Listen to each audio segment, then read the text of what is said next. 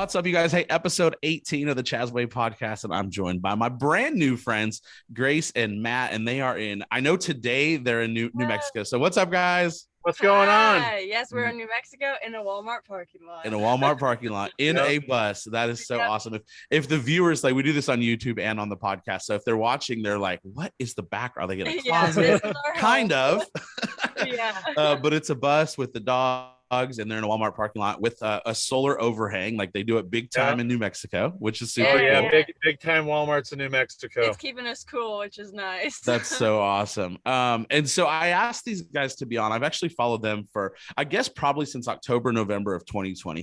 2020 was such a crazy year for so many people, and I often talk about how, like, COVID could have been so many different things. It was so many things to so many people, and I really believe it was all about how you chose to digest that crazy season of life, right? Yeah. And I'm excited to hear your guys' story. For me, March of 2020 is like when it really hit big, and I don't know where you guys were when like the whole thing hit, but for me, I just chose, thank God, I was in a place with my personal development that I was like, I'm gonna blinders on, focus forward, don't focus on the left or the right. Like, I'm just going to remain neutral, calm, and confident. And I'm going to make it through this. As soon as you start to play into the negative or the media or the any victimization type of lifestyle, that's the rabbit hole you'll go down. I'm so thankful I didn't do that.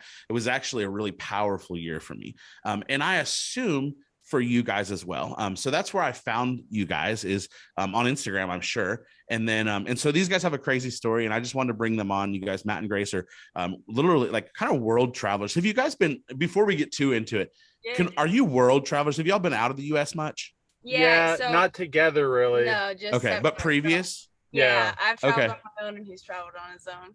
She did a thing called semester at sea, so she went to school on a ship, not a boat. I took, it was study abroad. He always says on the boat. I'm like, no, it was a ship. A ship, yeah. But we take classes at sea, and then you go to different countries. So it was like 12 countries total, and then it ended in Germany. So I backpacked around there for a while. And then I just went over. I bought a one-way ticket over to Thailand. And I backpacked over in Southeast Asia for 6 months. So that was where we both kind of got our travel bug before meeting each other.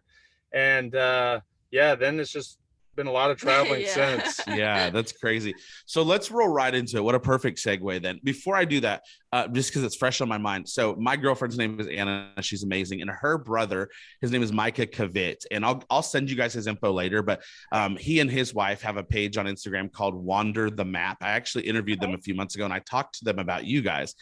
He's a photographer, and he gets hired by national parks and KOAs. And he comes out and does a lot of promo for them. So he and his wife travel all over the country, and they're not and they do a lot of exploration that's for more like for hobby, not in a bus necessarily, but like a lot of camping and stuff. But I think you guys would really enjoy them. I'd love to link you guys up, because I think they have similar interests, and then photography is their big passion, and that's their living as well. So, but I just thought of that. I remember better at photography. Well, they're perfect. They are amazing. So I'll link you guys up later on. They're from Minnesota, but they travel all over. So sweet. But yeah, so let's talk about it. Like, I know that the journey of hitting the road by foot started in October 2020, but let's back up. Like, how do you guys meet, and where does life kind of come together? And then the next step of like, let's pound the pavement and travel the country on foot, right? Back me up to that. Yeah. So 2019, we were both at a wedding, our best friend's wedding. Grace was the maid of honor. I was the best man in Spokane, Washington. We were both dating other people. And we were able to hang out as a group, all the families and stuff were there. So we were all hanging out, doing different things for about 3 days before the wedding. So I just knew I loved Grace right away. I knew the girl I was with, I wasn't supposed to be with. I didn't know I'd end up getting Grace by any means, but I was like, man, the way I feel just talking to Grace, it's different than anything I've experienced before. And so the wedding came, our significant others came, we hugged goodbye, and I broke up with my girlfriend the next day. I got home, and I was praying to God, and I said, God, just show me a sign that Grace feels the same way that I do about her. And it was a day after I had gotten back, and I got a text from Grace saying, hey, did you make it home safe? I'm like, all right, man, That's what we're freaking talking about. And she was still dating the guy at the time. My brother lives in Portland, and the wedding was in Spokane, Washington, and so I had already planned to go with the guy I was dating to go visit my brother so he could go meet my brother. So we were taking a train over there. So while this is all going down, I'm introducing my brother to someone that I know I'm not going to be dating anymore, but I don't know how to handle all that. And I remember flying back from Oregon back to Nebraska, and I was crying, and he was like, "Why are you crying?" And I said, "Oh, I'm just, seeing everybody." So I didn't know how to say it yet because we were on this plane and it all had just happened, and I thought he was kind of crazy at first. But before that, I texted Grace right away saying, "Hey, I've got feelings for you, and I need to show them to you. I know you're feeling something similar. What it is, I don't know. When can I see you?" And she said, "Well, I'm gonna be in this area in Iowa. If you want to fly there." And I bought my ticket over there. Most money I've ever spent on a plane ticket. I was kind of thinking like bluff not called. And yeah, as soon as I got there, that first day, I said, "I love you." I said, "I know I'm gonna marry you." And I said, I was moving to California to help my buddy coach high school basketball. It was always one of our dreams together. So I was going there regardless, but I was like, it would be great to get you down there. I think we could make a lot of things happen. And so then 2 months. Yeah, around that was 2 in months. August. And then I went to school in Lincoln, Nebraska. So I had just graduated, and I was living there, and I sold the first little round of my stuff starting in August. I had moved down by like August 19th. I was in California. October. Not August, October. A pretty quick turnaround though for just meeting someone. And then we moved in right away together, which a lot of people might tell you not to do, but it was what life held. It was what was there in front of us. And it's what worked money wise. Yeah, sure. But after only being there for 3 months or so, it was in December, January, before COVID actually, and I was reading a book called The Shake the Sleeping Self by Jedediah Jenkins, and he bicycles from Oregon down to South America. In the first couple chapters, he's talking about how he got his traveling from his parents who walked across the United States and documented their travels on National Geographic. And I was like, man, that'd be cool to kind of document our own travel across. And so I brought it up at like 7 a.m. before I went to work. And I said, "Hey, Grace, would you want to walk across the United States? That'd be cool, huh? That'd be an adventure." I was like, "Can I wake up first?" And when I got home, she said she'd been watching YouTube videos. She's like, "Hey, we should help out with Time in a Bottle," who's her mom's nonprofit in Cedar Rapids, Iowa, help them get up and going a little bit. A little background, they clean homes for children battling life-threatening illnesses for free. So each family gets 5 free cleans, and they can schedule those during when they're getting chemotherapy or whatever time that they would need it. And the whole goal with choosing the walk was that we'd be going across the United States, and my mom really wants to spread it to more cleaning companies because right now they've just been helping out families in Iowa. And so doing that was able to get more funding and spread awareness so that more cleaning companies could adopt Time in a Bottle. Sorry, continue.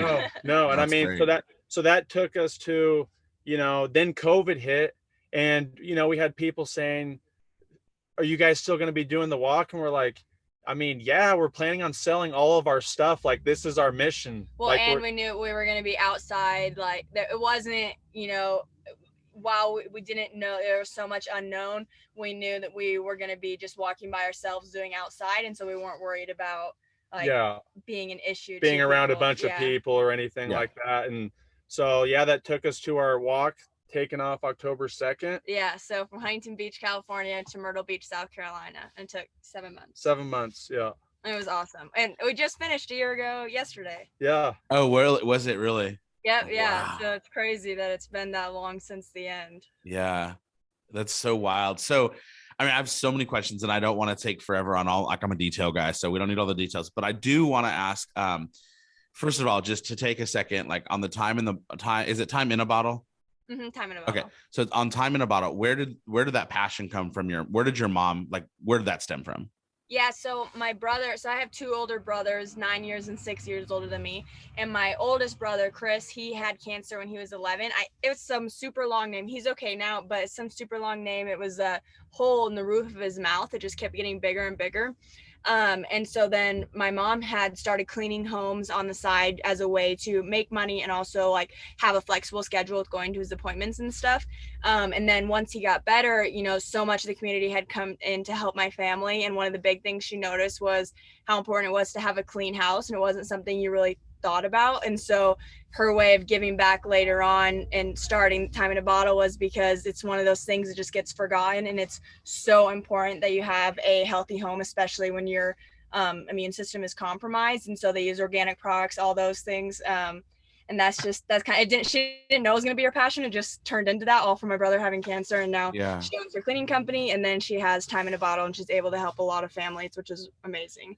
Is it mostly for the cleanliness and the health and the disinfectant side of it, or is it also for like, hey, these people have such a full life, it's such a relief for them not to have to come home and clean? Is it kind of a 50-50?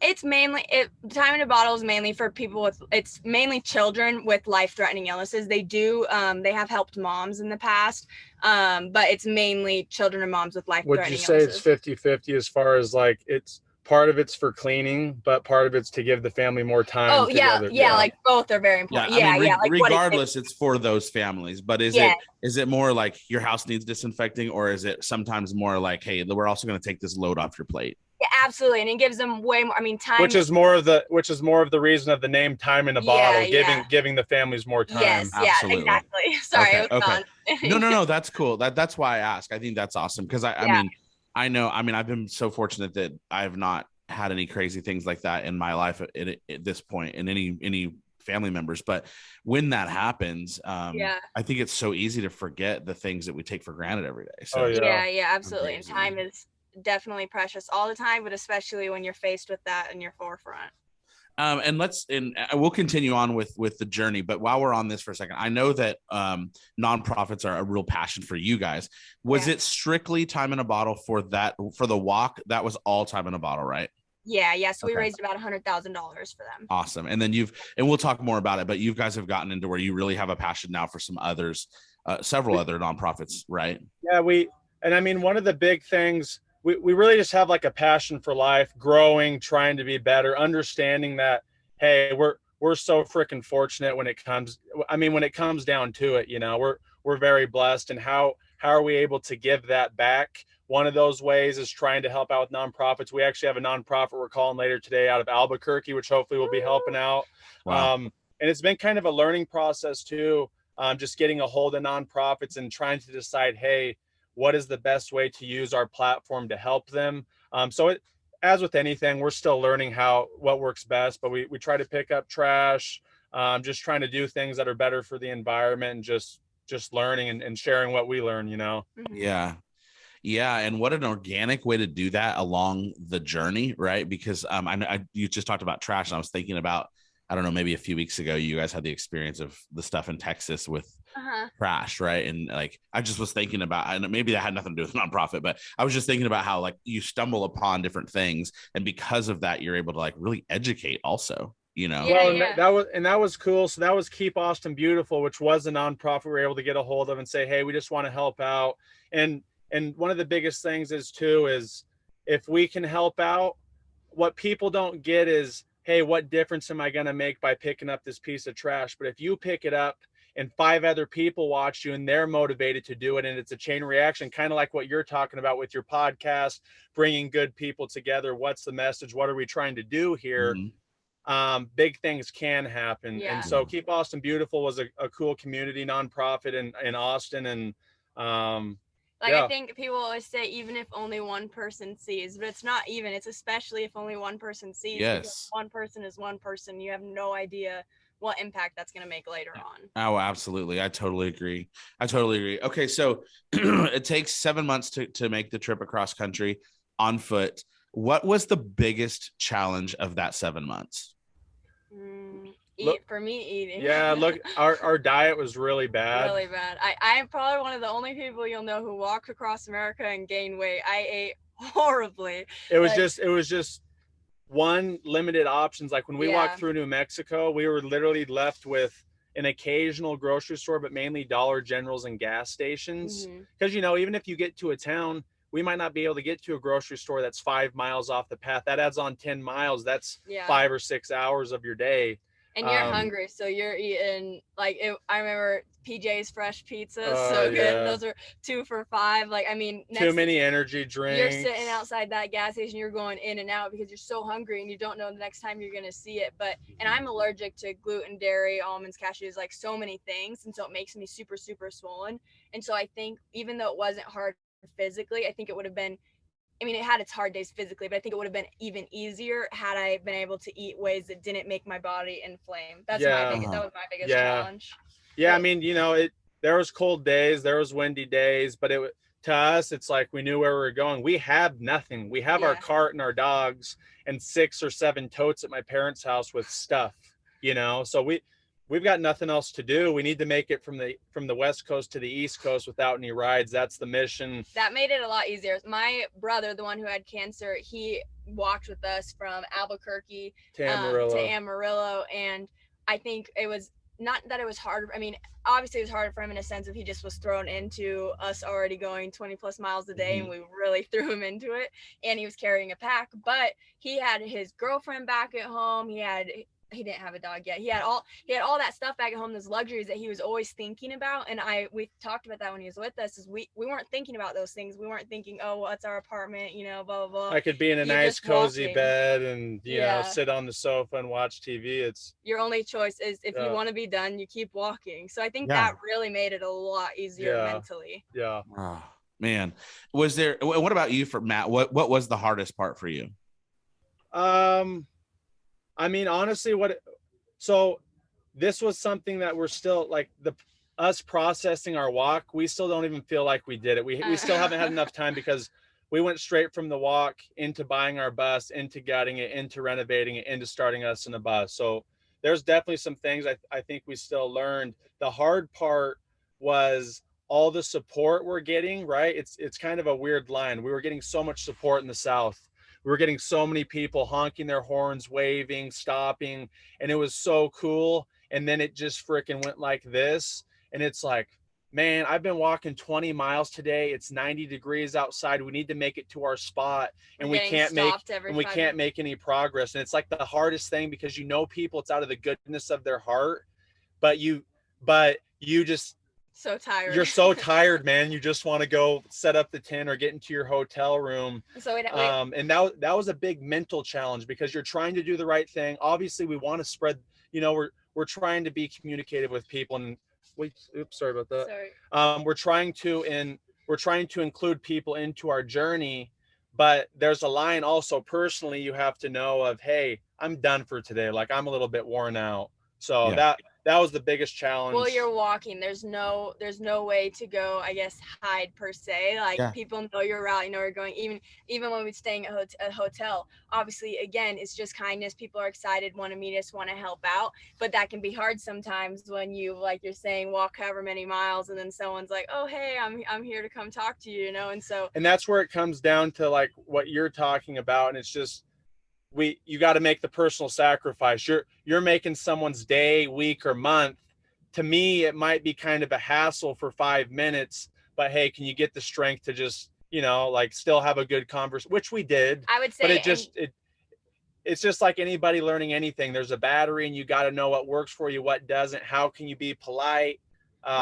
I would also say 10 out of 10 times after, even if for a second you're like, after it was done, you would think, wow, that was such a great conversation. Or so glad I did that. Yeah, exactly. And so it's just it's really, again, same thing with, I think, my challenge and your challenges. It all boils down to your mental and the way that you're thinking. I read something the other day. I was talking about, like a negative frequency thoughts. And if you keep thinking about that, you just keep feeding it. And so it can make it worse and worse. And so you just have to like raise it up. And it's crazy if you can change your mental frequency, how much that can change literally every aspect of your day. Yeah. Oh, absolutely. And it makes me think of like celebrities when they deal with that stuff all the time too. And it's like, some people say, well, you signed up for it. Well, I did. But that doesn't mean I'm not human. Like for you guys, like, well, you chose to be public. I did, but I also just put 20 miles on my feet, my mind, my body, my dogs, my spouse. And that's taxing. So regardless of what I signed up for, it's still taxing. And so at the end of the day, literally in your case, at the end of the day, it's like, hey, like, I don't love you guys any less. My mind's kind of ready to shut down. Yeah. So it's not I mean, I know like you come from a place of love with it, but I can get that could be hard. Like, I've been a DJ forever. So like, I don't like to listen to music when I'm like, I don't get in the car and listen to music if I've played music all day. I'm over it. Like, I love music. It's my love. I love music. Yeah. But when I'm done with it, I'm done with it. Right. So I get it. What about physically? Like, I know, Grace, you talked about that. Matt, did you have physical challenges? I remember at one point, I feel like there was something about shoes or your feet. Or maybe that was just you were celebrating getting new shoes. I don't remember. We did always get excited. Our shoes, the Hoka shoes were awesome. Yeah. It's still our favorite shoe today, running wise and hiking wise. Yeah. I honestly, we only got 1 or 2 blisters, which was in the first couple weeks. Yeah. Wow. The only blisters I got was actually when I switched out of my Hokas. I switched to Danners, and then that was my worst time I had with feet. And then as soon as I went back to my Hokas, I was fine. I mean, physical. It was really more of a mental battle, and it was more of, can you walk on the I-40 for 25 miles with semi trucks driving by you all day and still have a good attitude at the end of the day? Yeah. That's where the energy was spent physically. I mean, we had a 35-mile day. That was our longest day. Yeah. We could have done more. I think physically, it's not dark. that. It's just, it's the mental battle. Yeah. Okay. And then you just really want cold beverages. Yeah. Yeah. Okay. So along that, last question, as far as the walk, what stretch of that, Huntington Beach to South Carolina, what stretch of that was the hardest physically, geographically? Like, where was it the hardest? Because you didn't stay on 40. I know you guys were intentional about trying to take some safer routes. And where was it the toughest? So New Mexico, the coldest and the windiest probably, and like there's nothing. So not a lot of resources. But man, the sunrise and the sunsets with nobody around, and walking on these roads, walking on Old Route 66 and not seeing anybody for an hour or two, freaking awesome, man. Yeah. It's like it's not hard. There's people going through harder stuff than that. So, and I mean that's the biggest physical impairment. I mean, we climbed a lot of elevation some days. Yeah, I would say, there was the elevation in Arizona, the coldness in New Mexico. I would say like the tight bridges in Arkansas, the South. tight. So I would say, kind of transitioning off your physical thing, the hardest part of the walk, anyone wanting to do it or thinking about it or whatever, is trying not to get hit by cars sometimes. I mean, really, it happened, not all the time, but there were stretches, there's people sleeping, phones, people on their phones texting and driving. Huge pet peeve. It's really bad. What I don't understand is we've told family and friends and they still do it. So I'm still trying to figure out how you communicate that with people of, hey, texting and driving is not good. But that was definitely something where walking really made us see like, holy buckets, there's no reason for you to be on your phone while you're driving, because I mean, we saw people with iPads, like they didn't, Matt would be waving at them, they did not see him. And I'm a nice guy, but after my whole family almost gets hit by a car, I lose my lid pretty quick, and I'm over on the side maybe saying some things I shouldn't, but I'm there waving my arms like you can see. The thing that scares me about bicycling now after we walked is riding with traffic, because we could see cars coming at us walking against. We had time to move. You could see if someone's veering towards you. You could see if someone's texting and they're kind of veering on the road. So we pull out to the side, but sometimes they just kept getting closer and closer and closer to the line. Hey, and they don't even see you. Yeah. They're so like focused in on what they're doing, which is not driving, which is scary as heck. It's not funny. I'm laughing, but it's not funny. Like, I totally get it. Okay, so Arkansas was like where you had some of the narrowest roads on the route you chose. There was a lot of narrow bridges, and so we'd have to. And Timmy, our cart didn't really fit. I mean, kind of, but not really. So you just had to time things perfectly. Bridges were the most tricky part. Most scariest bridge. Yeah, go ahead. No. Well, okay, there was this bridge in Arizona, and it was going up this mountain pass, and so it was the semis. It was coming down a corner here, and the shoulder wasn't very big, and it was on this side. Your only option is either to get hit by a truck or jump off, and it's literally down. I mean, you'll die. Like, and so we had our cart, and we found the old construction flag, the orange flags that they put on the signs. We found that those things are money. They're great. Grace would hold it, and we didn't have Nemo yet, which was nice actually. Yeah. Now, so Grace is going up. You went up quite a ways from me, because then you knew you could get off to the side. Well, that was some of them, but one of them, I think you and I just bolted together at the same time. She's sprinting, waving this orange flag, and we're just sprinting up this hill, Oh, hoping nobody comes down the hill. One guy did come flying on his truck. He flipped us off, and it's like, dude, sorry, I got to walk this way. Because I tried to be ahead to warn, like, hey, get over. There's someone bigger than me behind me. And then no less than a minute later, semi truck, all 3 lanes filled up. Timing. Like, we got right off, and we have a video, and I can also remember that visually, or like in my head, because we got off. And we're sweating, out of breath. You know, it's elevation too, and we just sprinted up, and we were just like, "Oh my gosh!" Just so adrenaline rush. Yeah. That was Arizona. Yeah. Wow. Yeah, Arkansas, tight bridges. That road in California. Mississippi, we were on like the most dangerous road. We walked on that. It's literally titled the most dangerous highway in Mississippi or something. You know, again, just kind of watching for cars. It's really just, are you being focused or not? Yeah. But I mean, I don't think of any other times as like super challenge. No, I mean, in the we went up through the mountains in Arizona and stuff, but we didn't go through any crazy mountain passes or anything. No. Yeah. Leaving in October, was there a challenge of thinking, oh gosh, we're going to walk through winter? I mean, granted you were heading east, but was that honestly, we chose it because our apartment was up in October. Yeah. And so that we were like, we're starting in October. This is when we're not going to renew. And just thinking, we're in the South, snow's going to be really limited. It might be cold, but if you have the right equipment, you're okay. We did end up making it a little bit colder for ourselves because we were going to go more south. And then after walking through the desert and stuff for a while, we decided, even though the desert was one of our favorite parts looking back, walking through, we were like, we don't want to keep doing this. And so we ended up going a little bit higher, and that's why it got a little bit colder, but not but I mean, it was fun. Like, that was cool about it too. And I hate the cold. Those are the only times I cried, was in the mornings when I couldn't feel my fingers and Matt would be packing up and I would just stand there like, what am I doing? It was just kind of one of those things, you know, we got so many questions. Why'd you pick this time, this, that, or the other? Apartment lease was up, and hey, it seemed like the weather would be decent enough to walk in, so let's send it, you know. We didn't really train. No, I mean, it's walking. I think after the first week, your body starts, it's very quick. Hey, I can walk X amount of miles, and then you can get away with pushing more. But it was just, hey, we've got an idea. Let's do it. Yeah. Okay. So when you leave Huntington Beach, at any point of that first day's stretch, did you have either of you guys talk or think, man, are we really doing this? Or were you already like, we already got rid of everything, like we're in? Yeah.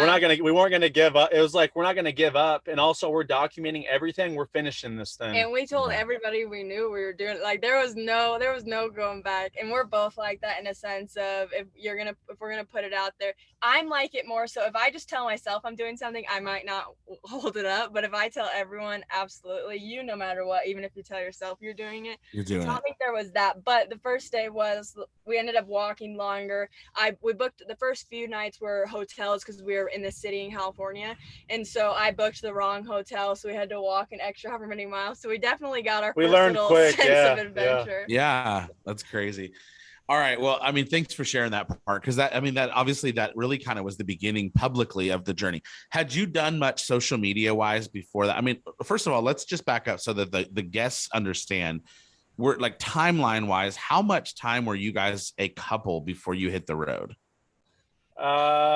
We met in August. I flew down to convince her to move to California 10 days later. She moved down to California 2 months, and I moved down in October, November. 3 months in, we're like, we need some adventure. I brought up the idea.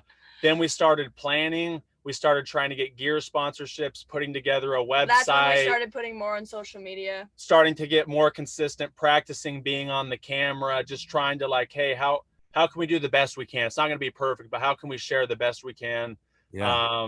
And then, that period of COVID, I was working for the school system, and so they weren't having me really come in. So we were going on little weekend adventures and stuff. She worked online. Yeah. And so then we kind of, then we hadn't done a lot of camping or anything together. No. And so we loaded up her And I'm Kia. from Iowa, so I like really hadn't done a lot of camping. Yeah, she was like so jacked when we drove by a road and there was cows on the road. She's like, "What?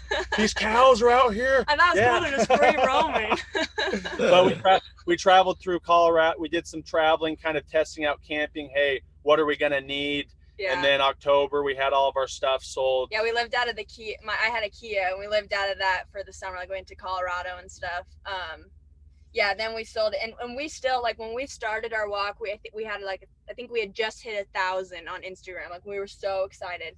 And we had just hit that. We shared like our layout photo. We were so excited. And then honestly, our stuff, we were putting up our stories every day and stuff. And then his mom and his cousin told us that we should do TikTok, and we were just kind of like, I don't know, we have so much stuff on our plate, don't really know if we want to add that in.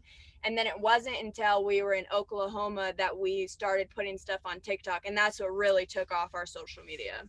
Which was huge for, that's kind of why we're doing right now is social media can be a great thing.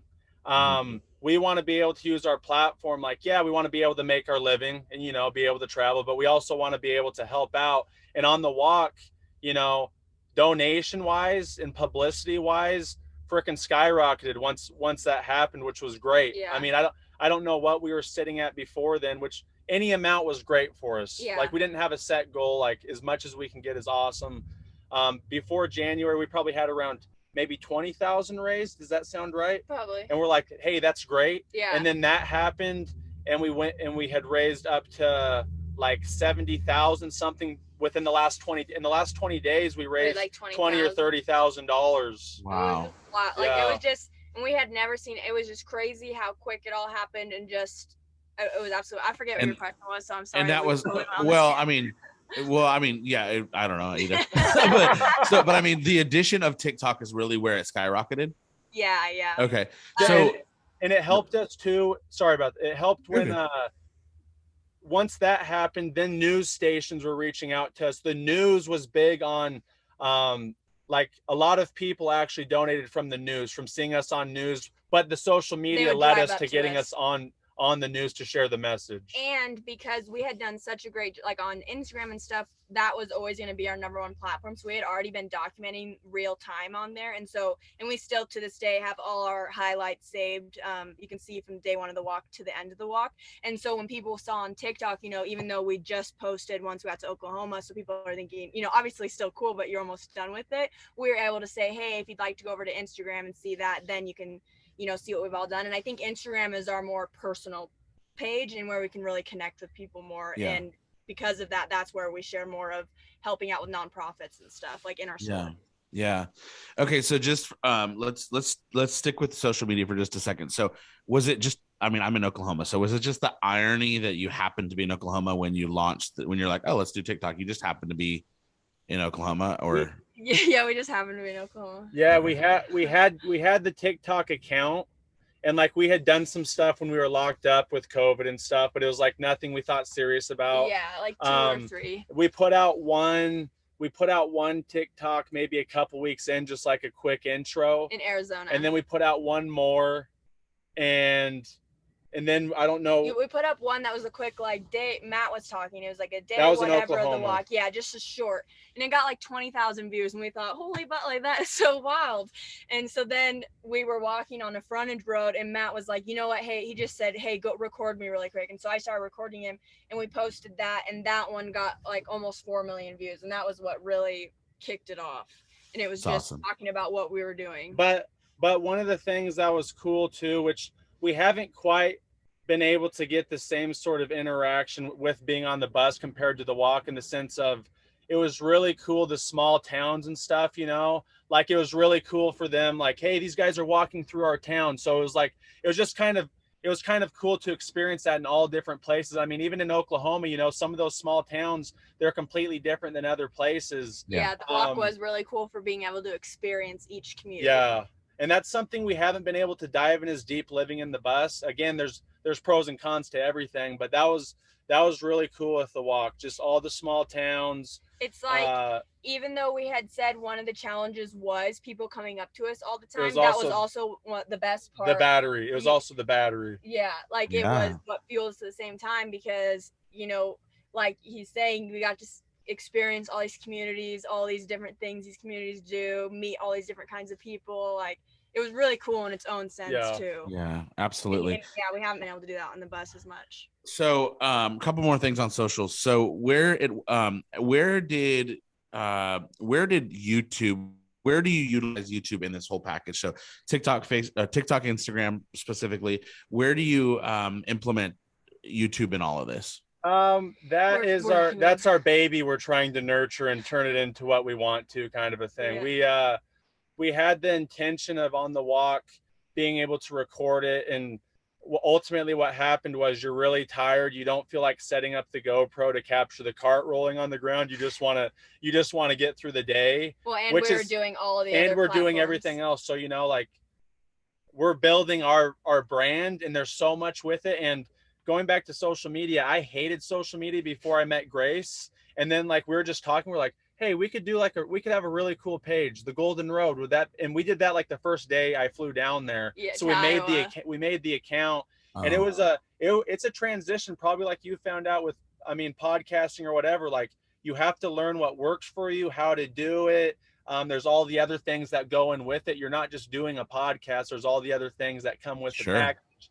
YouTube, we didn't do a great job. That's something moving forward. We've been trying to vlog more, just kind of do a few things, but we do like that one more in a sense of the long form video and people being able to get to know more. And I feel like it's easier to be more just, hey, how's it going? Relaxed. Yeah. But yeah, it's just been something we've been working on. Yeah, I feel like YouTube is it's challenging. So, for me, the podcast always goes, like, this podcast goes on YouTube and goes on. And I only, at this point, have used YouTube for the podcast. So it's like, this goes on YouTube and, of course, out on the podcast. And so that part's easy because I'm not creating content strictly for YouTube. But as soon as I try to, it gets a little challenging because I'm not like overly creative. And as soon as I start to force something, that's when I don't want to do it. I don't like to force anything. If it's not natural, I'm not interested. And my son, he has a huge love for video and photography. And we've talked about doing more of a vlog style. Like, I'm also a realtor.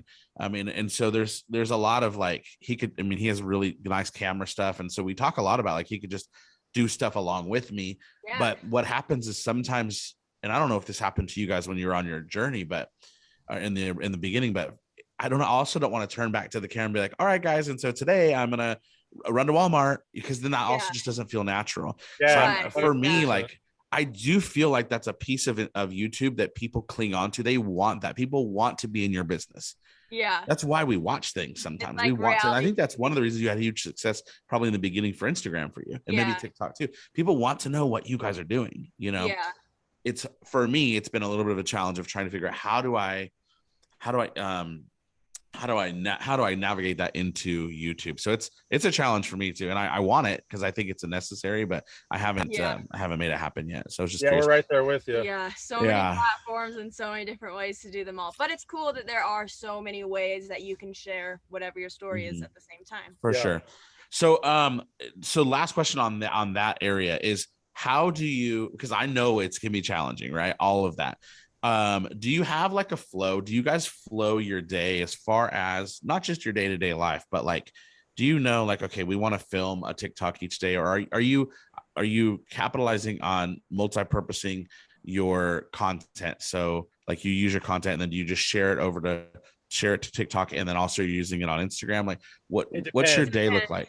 Okay. Some we do on both. Some we're like, this is only TikTok. Some, like, for sure, one thing that's always consistent is our Instagram stories. And that's what we always tell people. Like, if you don't know what's going on with us, our Instagram stories is where we're always letting that's like the reality TV show part of it, where we're pretty consistent about what we put on there. And then we're trying to get into more of a flow and having like certain days, like we want to start doing a day in the life. Maybe that's like on a Wednesday or a Thursday every week, and that's consistent. But we've also found that doing that too much limits you creatively. Same thing with the YouTube. Like, if and it goes the same way too, especially with two people, right? If I'm feeling jacked, hey, let's record a vlog YouTube today, and Grace is like, I just don't want to. We're not going to record. It's not gonna turn out. We're not going to be creative. So it's kind of about channeling and that's kind of where we're at with YouTube, TikTok, blogging, website. How do we channel our energy into the formula that works best for us, that allows us to still, like not be super stressed out about it, and just it comes naturally, which is what people who do YouTube really well, Iman and Beck, who we really like on there, they do a tremendous job. They've got the flow. It almost seems natural. I'm sure there's a lot of hard work that goes to it, but their flow, they have the naturalness of, hey, they know what they're doing. They know they're going to go out and record and do this and post it once a week. I would say, while we don't have a specific flow when it comes to a specific style of recording or a certain template on when things are going to go out, something that has helped us is making a list, like the beginning. Well, we make a lot of lists, but making lists like at the beginning of the week or the beginning of the day, and just kind of thinking about what are some messages we've received, or what are things that people want to know more about or learn more about, or see more of. And so when we write those things down, then we can go into the week thinking, hey, I know someone wanted me to cook more meals with quinoa in it, or more camping site stuff like that. I guess that can kind of help us have more of a flow with it, just trying really to target it towards what is our audience looking for. Right. Well, and then that's your content right there. So that kind of like double kill, like, they want it, and there's your content. So it's like, it's one thing to go, I know they want it now, like, how do we build it? But it's like, well, there's your content too. They want about quinoa meals or more camping stuff. Okay, that's awesome. Well, you guys have done a great job. Natural. Oh, sorry. What? No, I was just gonna say, you guys have done a great job. I know it's not easy, and it's cool. It's a process for sure. It's crazy because, like, a lot of people, especially successful social media people, some people are like, I don't ever want a social media manager, and then in the back of their head they're like, man, it'd be so nice to have help. Oh yeah.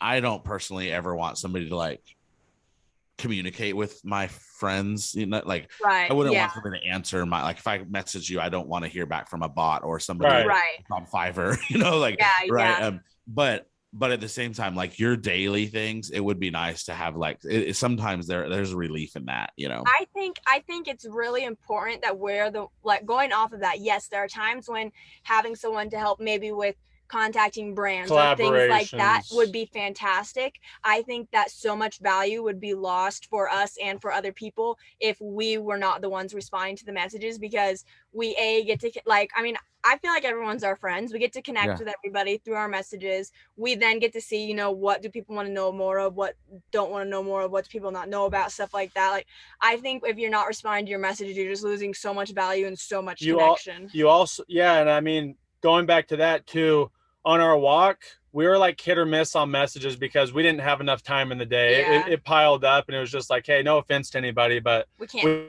appreciate your love and support, but we don't have the time to go through all the messages.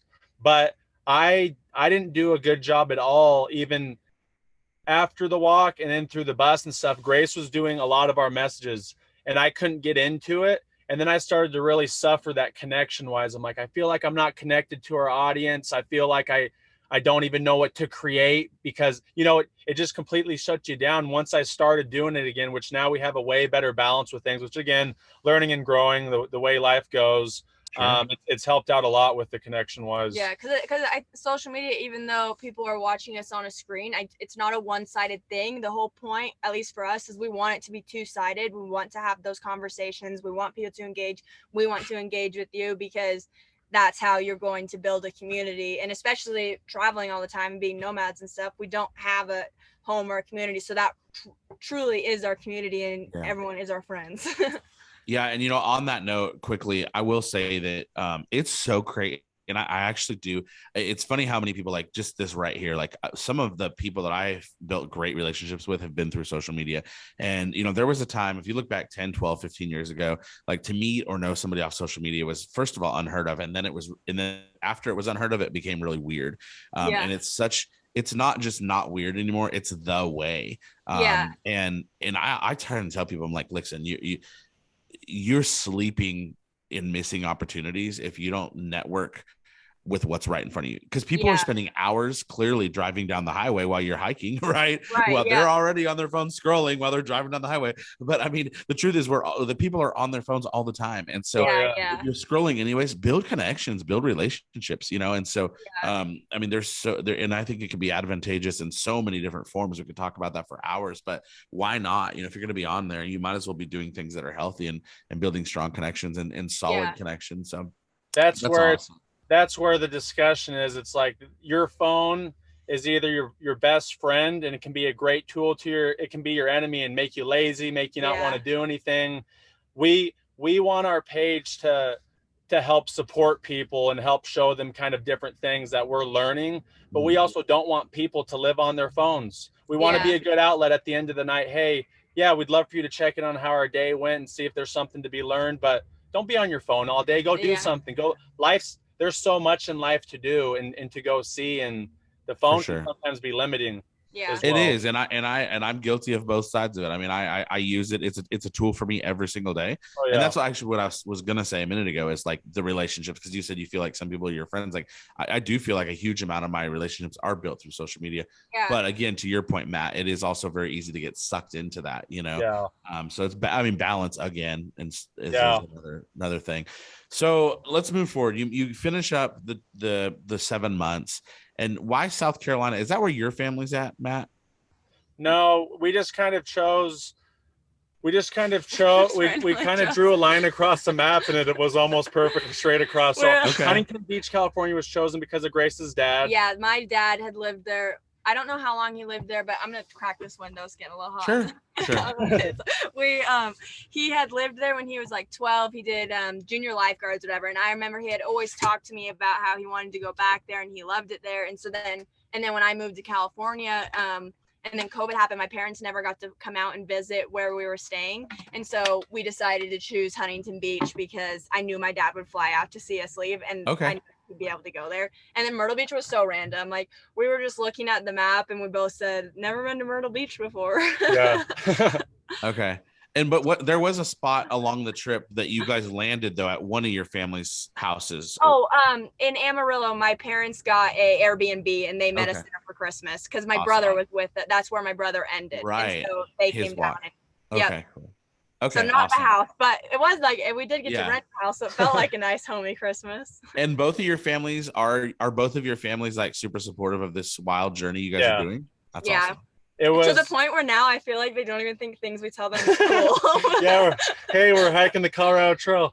That'll be cool. We're like, no, it's gonna be awesome. Come on. Like, guys, get hyped up. Well, I gotta go put the coffee on. So, okay. So they're super desensitized to all that. Yeah. Before the walk, it was a little bit more of like, especially at the beginning of the walk, we had to make sure to check in with our parents, check in with our moms, make sure we're. Every night we texted. And then as they started to see, okay, they've got it figured out. Really, not till the end for your dad specifically. Yeah. Like we gave him our little boot sticker, and he didn't put it on the toolbox until we finished the walk. Yeah. But after we did the walk, that was kind of like, okay, hey, like we're gonna kind of do what we're gonna do. And we hope you support us, and we know you will. Well, and I think it helps too because we do put everything on social media. Yeah. So you can, you're accessible. Like you get to kind of see us all the time too at the same time, and we call them and we get to see them, and I don't know, it's like, yes, we're traveling and stuff, but again, another thing that's nice about having phones is it is easy to speak to our families, but they've been super supportive. Yeah. So fast forward to you get done with the walk, and then I know you guys took some time off, but I mean, I guess just continue on with the story from there. You take some time off, and then the bus stuff comes about. How does that all happen? Unfortunately, we didn't really take time off because then we were, hey, how do we? Well, go ahead. Well, we finished the walk, and a bunch of family came to the end, and so we had rented his family came down, my family came down, rented a big Airbnb, and so we were surrounded by people. Like we literally did not have a moment alone until we left in the bus. Pretty much, we got finished. We were in the Airbnb, then we got a rental car, drove back to Iowa, like followed my parents back to where I'm from, and we were looking for a bus that whole time. Couldn't find a bus. We were staying in Iowa. Then finally. So we had passed on our way back into Cedar Rapids, which is the town I'm from. We had passed this little bus next to an auto body shop, and we thought, man, that is the perfect bus, but it's probably just getting worked on. Didn't have like a for sale thing or anything on it. So I kept driving, kept thinking about it. Then my dad, he travels a lot for work, and so he drove by it, and then he drove by back again, and he whipped a U-Ey and went in, and someone came out, and it was a daycare who was happening to sell their bus, and so we bought this in in May. We finished the walk on May 2nd, and then May 21st. May 21st, we bought the bus, and then we started pulling all the seats out and pulling the flooring out. And then we met a buddy in named David from South Carolina in Lexington, and he does aluminum through social media social media. Yeah. And he does aluminum boat rod holders, and they become really good friends of ours. But on the walk, they're like, hey, we'd like to take you to dinner, we're like, okay. And so we're talking with them about how we want a bus, and Grace was like, hey, could you raise the roof on a bus? And he's like, I don't know, I mean, maybe. And so we found the bus, and then he's like, hey, you still want to do this? We're like, yeah. So we drove the bus back down to Lexington, South Carolina, with it just empty. We just had the plywood in it. And we popped our air mattress the first day. Yeah. So we're sleeping on plywood. We make it down there, and he helped us raise the roof 8 inches in the middle. So I can kind of see it's raised right there. And then that's the kind of sunroof there. And then he did the whole top deck and the back deck, and his brother helped us put an old Suburban chair on a swivel. We bought a swivel, and so we put that in, and then we drove it all the way to Boise, and that's where we did all the interior stuff, electrical, flooring. And that's where Matt's family lives. Yeah. Okay. And that's where you really did did you spend a couple months on it there? It probably took us from the moment and that's why I say we didn't really get a break. We finished the walk. Then we're trying to figure out, hey, business wise, how do we make this work? What do we need to do? Bought the bus, and we're like, we want to get going as soon as we can, because it's, we want our home. We want our space too. We enjoy the time with our parents, but you want to have your own space. And we went from being at my parents' house for a month, then in South Carolina for a month with other people again, and then to his parents' house from the end of July to October. Which can't complain about it. No, it's great. I mean, it obviously worked out literally perfectly. But we had no time to breathe, and that's why we also say, with the end of the walk, we haven't really had a lot of time to reflect on it, because everything has just been kind of rolling into one another. Yeah. Sorry. But no, you're good. It took us 5 months from the time we got it to when we finished it, which was beginning of October. And then we made our way down to Arizona, and that's where we started our first state. Okay. And what is there a concept of the us? Is it us in a bus, us on the bus? That's us and a bus. Here's our us and a bus. Yeah. I love that. Okay. It's at least 30 days in each of the 50 states. Some states are going to be longer, but every state's been longer so far. And that's the only rule, is at least 30 days in each 50 states, and we want to help out nonprofits in each state. So we recently announced that we're going to be hiking the Colorado Trail, and one of the big comments was, what about the bus, blah, blah, blah. The bus, us in a bus concept, it might transfer out of a bus when we have kids. We don't know what it's going to change into, but the general concept is 30 days in every state. And that was kind of the mindset too of when we walked through the state. Each town is different. 30 days we felt would give us a good feel for the state overall and allow us to see a lot of different things. It's ultimately turning into between 40 and 60 days is what each state's going to take. So we could be, who knows how old we'll be when we finish this thing. Yeah. And again, it's one of those things too. It's like, we have this is our life. And sometimes we get comments like, well, when are you coming to, oh, so now you guys are done, you're just doing the Colorado Trail? We're going to have our adventures in between. We didn't say we have to be done with this in 5 years. And, so we're taking our time, figuring out life, figuring out our business. And well, something that I've been thinking a lot about lately, and that I kind of like to relate it to, is with our walk, our social media, for example, was growing slowly. And while we were figuring that out, we were figuring out what worked. And so maybe some people didn't really see that, because we didn't have a big following until we had things more kind of figured out. Whereas us in a bus is the same thing with the walk. Is we've only been doing it for, I know it's been 6 months in the bus, but that's still not that much time, especially when things are always changing. And so we're still figuring things out, and we're finally getting a hold of it in the kind of the same time frame that we did with the walk, I guess a little bit more, but in the same concept. It's just, I don't know what I'm trying to say. You're on the right. it's just figuring it's it learning. out. I don't know. Life's learning, man. You I mean, grow as you go. Yeah. So, so in New Mexico right now. So what you said you started in Arizona. Is there in your 30-ish or more days in each state? How are you plotting that out? I mean, is Colorado next? I'm guessing based on what you're saying.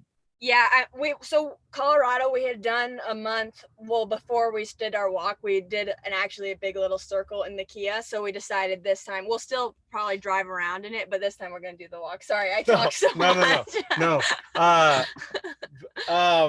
Just to simplify your question, we started off with, hey, we want to have people voting on which state they want next. We started with Arizona versus New Mexico, and that format just didn't work for us for a variety of reasons. But we ultimately we might do voting again, but it's like we voted on Arizona, and then we did, hey, Alabama versus Mississippi, because we're like, maybe it wasn't warm. We thought it was going to be decently warm. It was kind of a cold winter for us really in the bus, but nonetheless, it was Alabama versus Mississippi.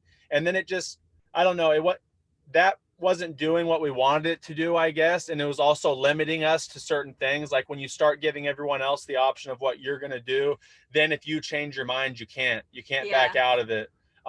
So then we chose Texas because we're like, hey, we're just going to hit the coast of Texas after Alabama. And side note, we actually thought not that we weren't going to like Texas, but we didn't really know what to expect. And there was a lot of great state parks and stuff there. We were very pleasantly surprised. Awesome.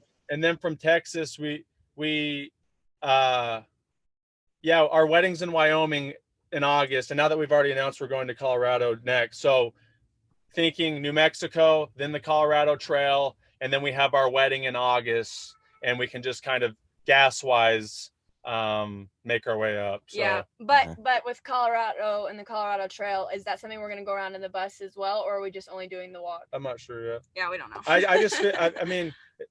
don't know. Like, we're going to see Colorado from a completely different lens through hiking it. So and we also, another thing that I feel like we've talked about this before, but that we're planning to do, we don't have an exact time yet, but we just heard about the East Coast Greenway, and that goes from Florida to Maine. And so throwing in within us in the bus, like, we loved walking. We really did have so much fun. And so we just want to keep finding things that we can take the dogs on. So the Colorado Trail, Foxy's not going to come, but Nemo can go.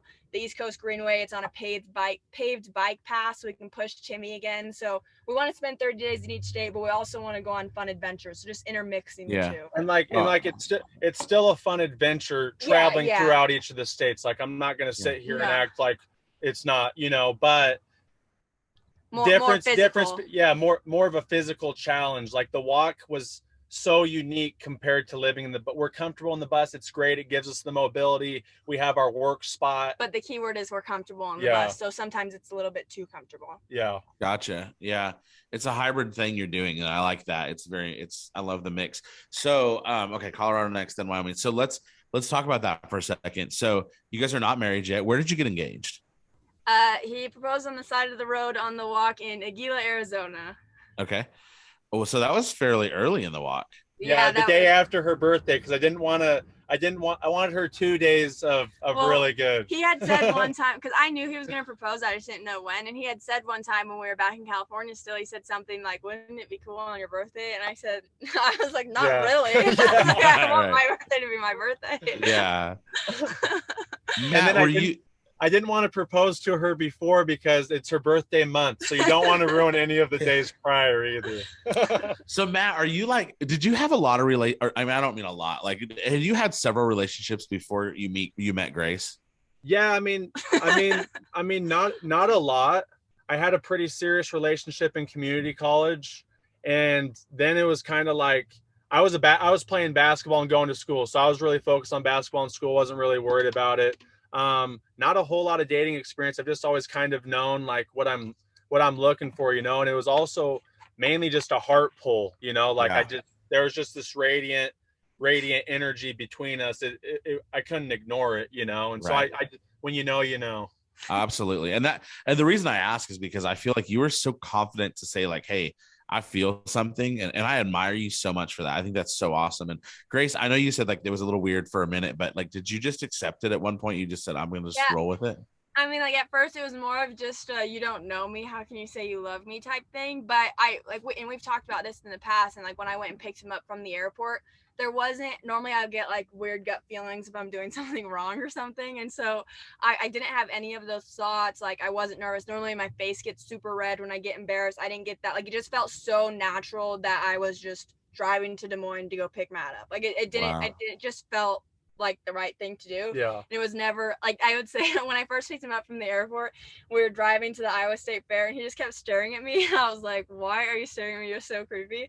But it was nice. Like it was endearing. Like I could tell how much he loved me, but it was just so weird for me too at the same time, because I'm thinking I've literally spent like no time with you, but at the same time we've been texting and stuff. I don't know. It was weird, but I didn't feel weird.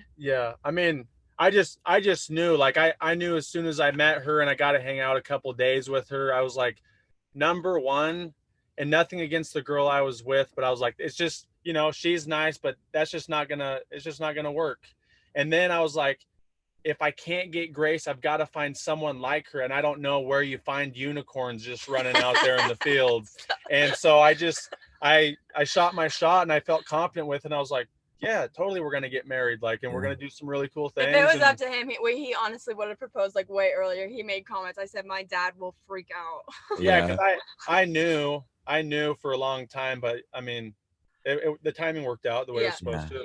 Yeah. And what about, like, I think you said there was like 10 days from the time that you went to that first wedding and then the time Matt flew out. So like, did you dump the boyfriend pretty quick? Like, well, yeah. So that was like this whole thing. So we went to Portland first, right? So I didn't break up with him while we were there because we were visiting my brother. But I was still really trying awkward. I was trying to be gentleman enough not to cross lines, but still say, hey, you got to ditch this guy and you need to come with me on the horse and let's go do our thing. Yeah. Right. And like, if he were to ever to listen to this, all the respect to him, but we had some serious clashing issues that maybe weren't brought to light until I met him. That I didn't really realize, some red flag situations. And so it was like, yes, I broke up with him before I got Matt, but also it was a little bit fuzzy on what the end decision was when I left. Sure. I got you. That's totally, that's respectable. Yeah. That's so crazy, man. I love it. Okay, so you get engaged in Arizona, and now the story is like, here's your so where you're getting married in Wyoming, and what's the date? August 13th. Okay, how'd you pick the date? It was just, I think it was what was available around that time for where we're getting married. But actually, it's kind of when we met, their wedding was like August 9th, I think. 10th. That's what I was going to ask, because you said it was in August. Okay. So very close. Yeah. So it's like the perfect little 3 years? 3 years later. Yeah. Yep. Okay. And why Wyoming? Why Wyoming? We love Wyoming. Yeah. We love the Tetons. We love forts. We're getting married out like on a ranch. Okay. And we just love being outside, and the Tetons and the Milky Way in August there is so beautiful. Okay. And the family's coming, both families? Yeah. Okay. And it's not perfectly middle ground. It's probably 5-6 hours from Boise, and then I don't know how far Iowa is. It's a bit farther. We were gonna do Colorado at first because it was perfectly 13 hours between both families. But then we went with Wyoming. yeah. Go with, I mean, it's your wedding, right? So yeah.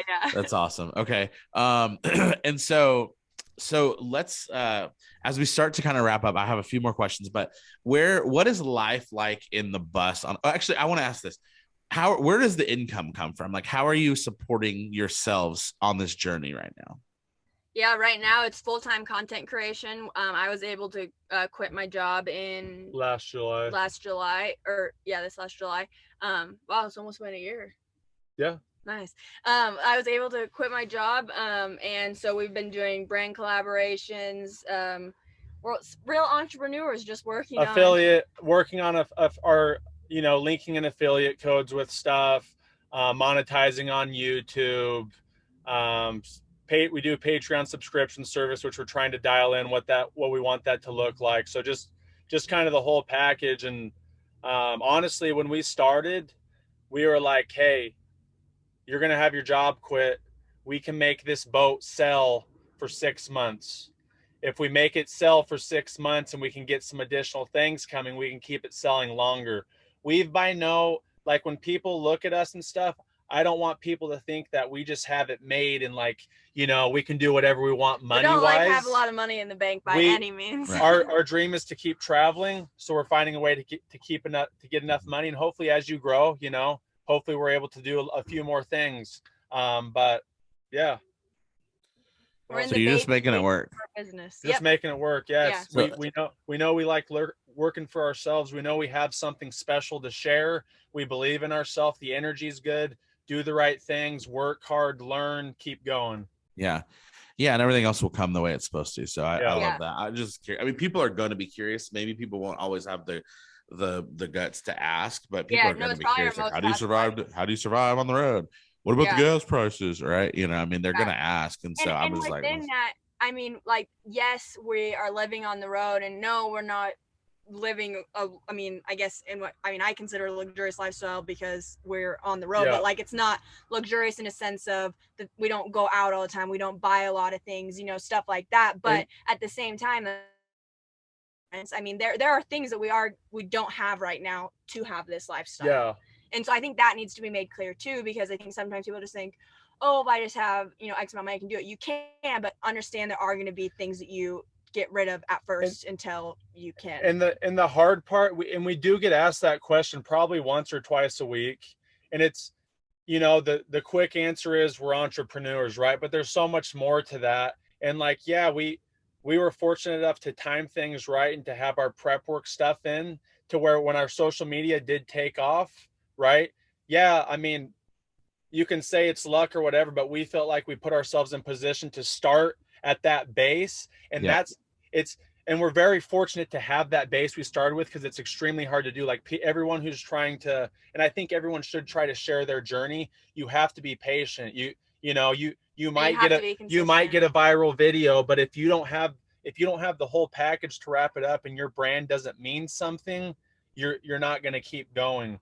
And so that's kind of the hard thing to explain to somebody, because a lot of people don't even get like, hey, when we work with brands, which we only work with brands we want to work with, we do have to do ads and stuff. It's not like we're trying to shove ads down your face. We still think it's a good product for you, but that's part of how we keep going, you know? So it's like an easy way to describe to like, I guess our average viewer who's watching us, but at the same time, it's like, there's a lot to it. Yeah. Understandable. So you are able to monetize, just for clarity, off of TikTok? Well, TikTok is in the sense of collaborations, yes. But as far as like the TikTok creator fund, we're making like $1 a day. Yeah, it varies. So it's very minimal. Yeah. When we first blew up on there, it was more per day, but it depends on how many views you're getting, shares, and follows a day. So that's going to vary. Never is going to be consistent. Okay. You can make money by doing lives, stuff like that. Those are just very small, you know, thing, but it all adds up. I mean, it's all. Sure. I think the biggest, I'm always thinking about how do we, because there's all these things that sometimes we just don't know how to explain, but if you could explain it the right way, how could it help someone out? And I guess for people who are like genuinely interested, like, I would love to do what you're doing. How do you do it? I think social media, like you're saying, social media is a great tool. And if you have something, whether you like dancing or whether you like cooking meals or whatever it is, if you just start posting, and it's going to be a process, you got to work on it. Hell, for me, I was uncomfortable in front of the camera for the first 2 months of doing it before it started to feel natural. But if you can start doing those things, and even for people who are working a normal 9-to-5 job, if you can put out a post and start working on some writing and what it is you want to do, there's a lot of possibilities. How long it's going to take, I don't know. Yeah, but I think going off that too, like, yes, the internet's huge. There's room for everyone. Everyone can absolutely grow whatever business or whatever they want to do on the internet, no doubt. But I think the biggest thing is, watch people and be inspired by them, but don't try to be like somebody, because you are never going to grow the way you want to authentically that way. But finding what you have to share, what you are passionate about, and being truly yourself, then that is when it's going to be good. And then just showing up every day and being consistent. But I think a big issue is that some people will look on Instagram and see, you know, and even we get that way. We see things and we think, oh man, that's such a beautiful video, or blah, blah, blah. And it's okay. Like, want to take beautiful videos, but take stuff that's your work. Don't try to recreate something just because, oh, well, they got a bunch of views on that. Like, truly put out something that is valuable to you and will therefore be valuable to other people. Yeah, absolutely.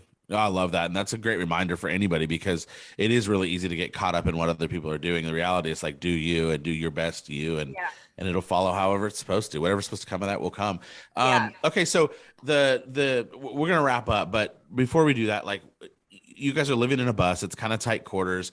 Although it's really interesting, because what I've heard a lot out of the last hour of this conversation is I'm hearing a lot about how much you guys enjoy your time together and your private time together, which I think is key. Now, I believe at one point I heard you guys talk about the fact that you guys have remained abstinent. Is that correct? Is that still a thing?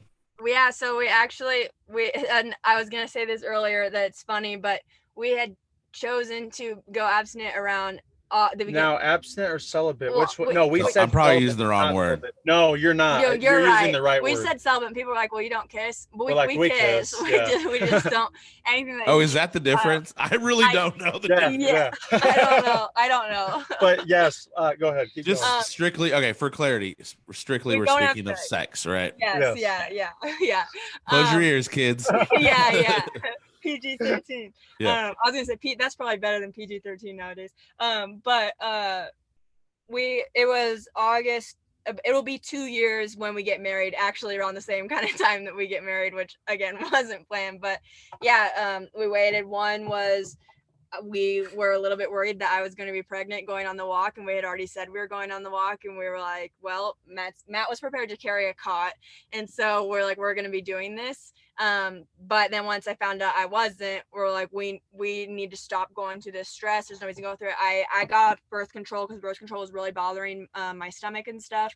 And so I got off that. And then we also were like, people talk about how they wait till they get married, whether it's a God reason, different reasons. And we thought, there's obviously a reason people talk about that and find value in it.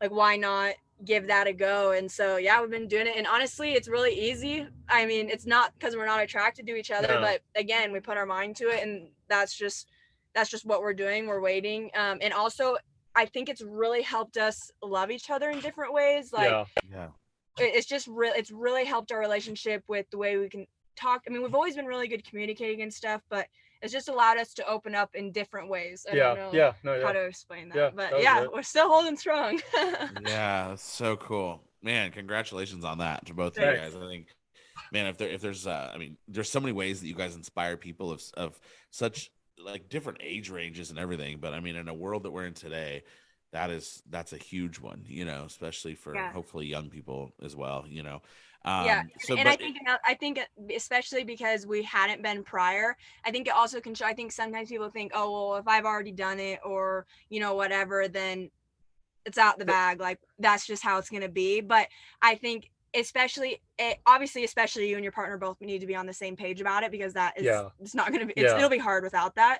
But being on the same page about it, but then also understanding, like, if that's something you want, hold value in that, and like hold that up high, and don't let people think, oh, like don't let those comments get to you, because it really is your body. And whether it's because of God or just because you want to wait or because you want a relationship to grow, whatever the reason is, take pride in that, because I think it is looked down on almost nowadays, and I don't really get that, because it doesn't mean we don't love each other. That's just something we're waiting to do. It's something we aren't stressing about. It's just like, I don't know. And even word stress, like, it gets thrown around weird in a sense of, oh, well, that act shouldn't give you stress. Maybe you guys aren't good for each other. But there's so many levels to it that people don't realize. And I think that's another reason it's important to wait until it is a good time.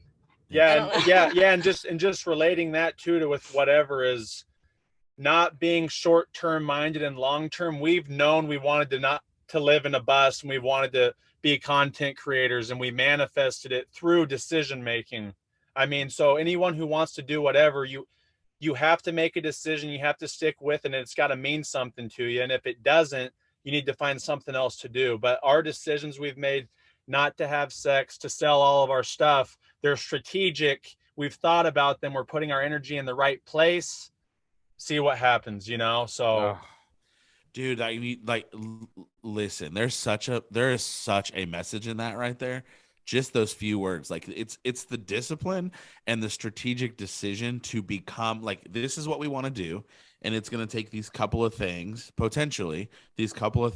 achieve what we want to achieve, And and if are there going to be some if you don't achieve them the way you're envisioning it, doesn't mean you're failing either, because the things, sorry, Nemo, the things you're learning through the process are what's going to make you a better person and be more at peace and feel good about what's going on. It is fun going off that. It's funny because I mean, it's not funny, but a lot of people I think will not make those decisions because they feel like, oh, it's harder and it does take more willpower, but it is crazy. And it doesn't have to be just about sex here. It can be about, working being out, a good human or whatever. I mean, so many different things. Yeah, working out, eating healthy, opening the door for someone, smiling. Like there's such a wide variety of things that it can be. And to some, I feel like it can seem like such a hard task, but doing those things, it's crazy how much that will just open up your soul and like make you such a happier human being just by being more open. I don't know how to say and everyone's got their own system, but it's just like so many of us have just accepted a certain fate for ourselves or something, instead of knowing there's so many possibilities. But you do have to do the right things. You do have to make hard decisions. You do have to work hard. You need to be a good person. But you really can, or you can. And again, we're never going to come at anybody for if someone likes, hey, I'm happy with my 9 to 5 living in my house. That's great. But for the people who aren't, and the people who feel something inside of them, anxious, anxiety, they want to do something different, you got to make the changes to make the big change, or it's not going to happen.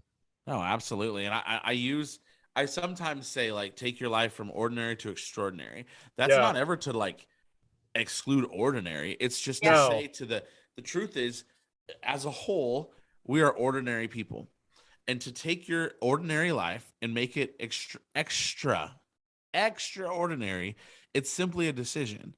And it's not about minimizing the people that choose to be average. It's just saying that all of us average people are allowed to crank it up a notch. Like we can do that. And that's what a blessing that any of us can decide to do that. In your case, it's like, we want to travel the world, so we're going to travel the world. It's just a decision.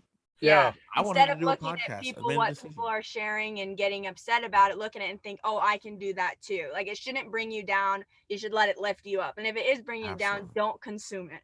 Yeah, for sure. Like, exactly. Like, wipe it out for sure. Those are such good things. So what do you both do for fun separately, like while you guys are on the road? Do you guys each have your own things that you're into? I like to read. Okay. But Matt, sometimes I've been doing better, but it's funny because when I start reading, I get like really sucked into a book.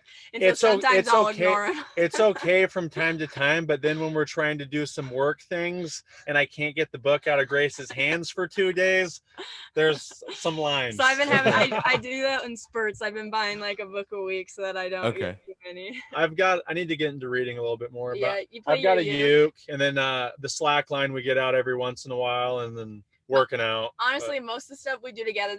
There have been more times in the bus than on the walk, where it's been like, hey, I need a second or I need space, because I think sometimes the bus can feel a little bit more trapped, or like if one person's upset, you can feel that energy a lot more in the bus. Whereas when we're walking, you're walking, so you're letting out that energy and you're out, in the sun or whatever. And so it's easier to not get as upset or something. But in the bus, it's easier for it to feel a little bit more trapped. So we have definitely had to learn a little bit more of giving space, but it's still, for being in close quarters, it's been pretty good.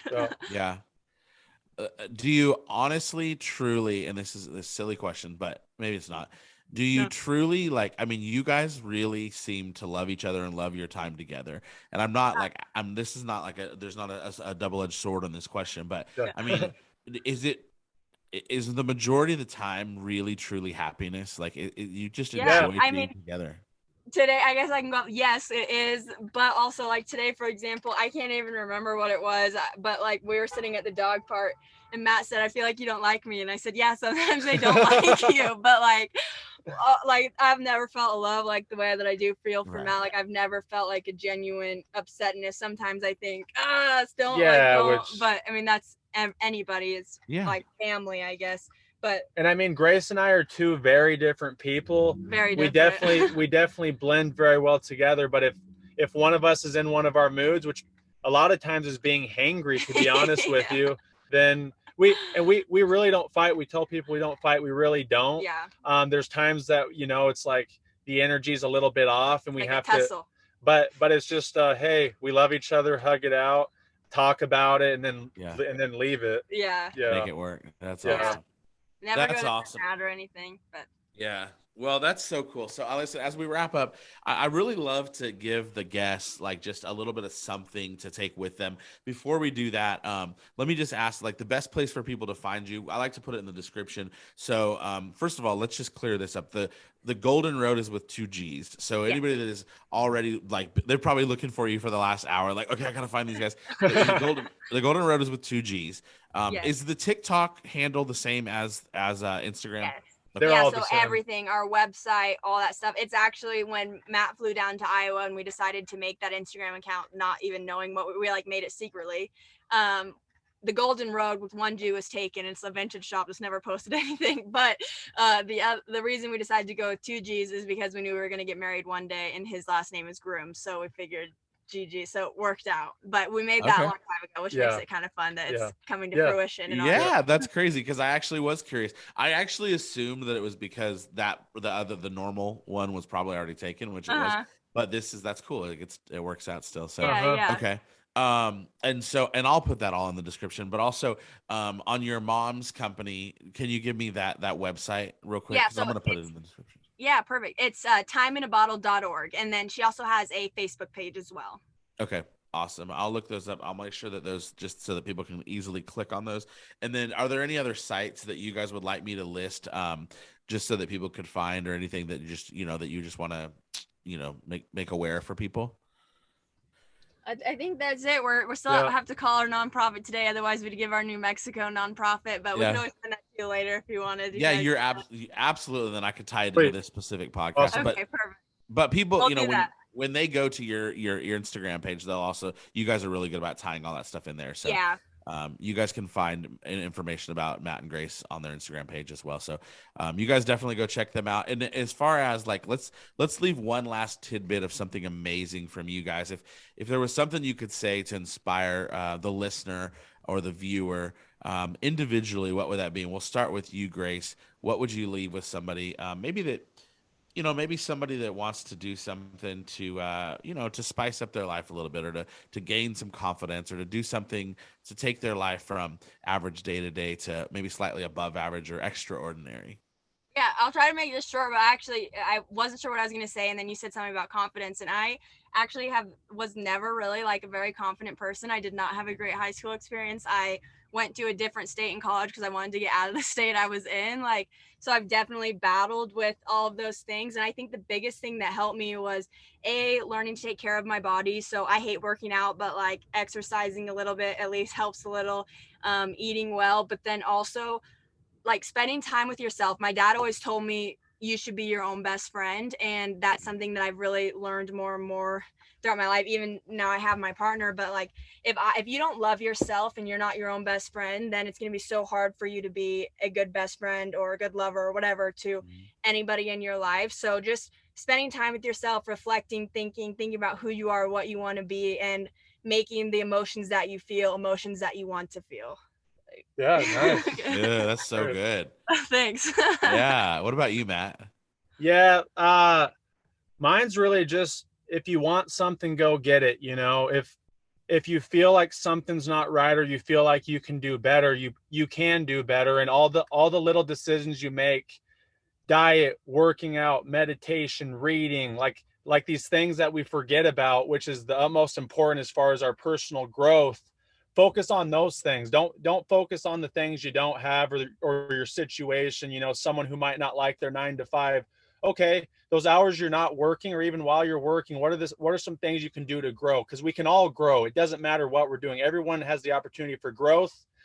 Growth takes process, and it takes time and patience. If you can stick it out, you're going to have some things at the end of the road. Our main little thing that we say is find love in the little things. And I think that goes off both of what we're saying. And it's, if you can find those little things that you love and that make you happy, it's going to unfold into your whole life, because you start to add those things on. And my last little side note, everyone you surround yourself with, whether it's the media you consume, your friends, whatever, if they aren't people who are truly building you up, they are tearing you down. And so it's so important to set those boundaries and to choose what is good that you're feeling into yourself and what is not, because it matters way more than you ever will imagine. and that's yeah, it. for sure. I totally believe you're the sum of your 5 friends. You know, like I believe you. You know, 100% agree.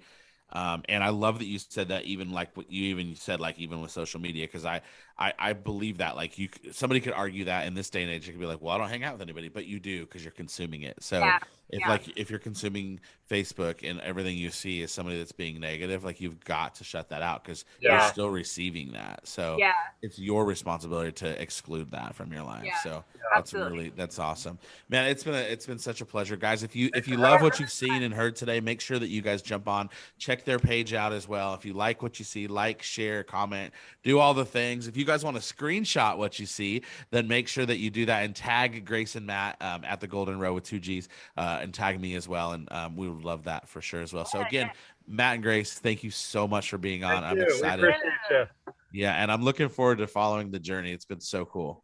Thanks for being here for the journey, man. Happy to have you. This is awesome. Yeah, for sure.